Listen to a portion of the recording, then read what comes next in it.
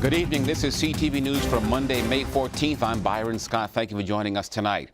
Well, Prince George's police fatally shoot a burglary suspect that happened overnight at this Checkers restaurant on Wayyard Road in Clinton. Police say the suspect set off the alarm. He was spotted near the safe, and officers say that he was armed with a handgun.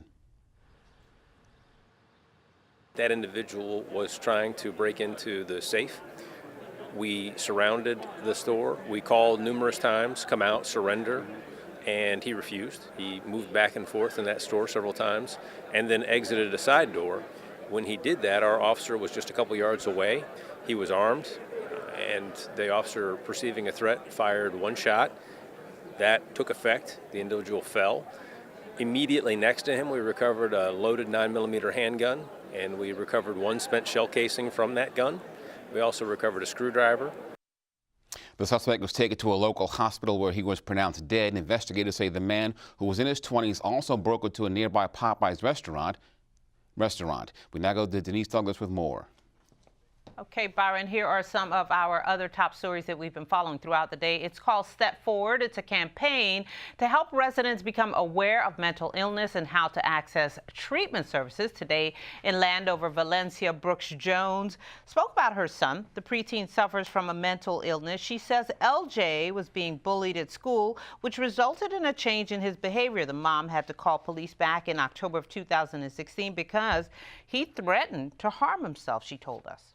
Because I didn't have anywhere to go. I mean, I didn't know anything about a parent support group. But then, coming to the support groups on a regular basis, I see that, okay, I'm not alone. There's other parents who's dealing with this. I've spoken to maybe people outside my circle. They couldn't understand what was going on. They're like, oh, he's okay. You know, they talk about, oh, you know, sticks and stone won't break my bones, and words will never hurt me. But they got to understand, you know, kids have feelings too. And sometimes it just gets the best of them where they can't handle everything. You know, the growing up, the hormones in their bodies, they're changing. And a lot of times they don't have a way to express themselves. For more information on Step Forward, contact the Prince George's County Health Department at 301-856-9500.